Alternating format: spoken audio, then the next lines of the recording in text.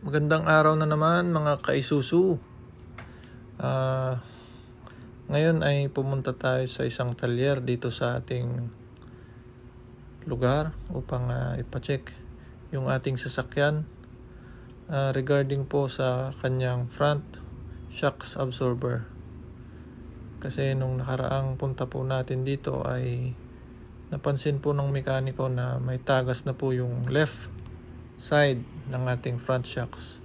So fluid type po kasi yung dating nakakabit dito, no? Ibig sabihin, kung di ako nagkakamali ay ito pa rin po yung stock na shocks absorber niya. So KYB din po yung natanggal namin. Kung sakali man ay hindi na ito yung original, ay napalitan na rin siya ng same din pero na fluid type. Pero ang nirekomenda ng mekaniko kasi natin ay palitan na raw ng gas type. So ito yung ating binili.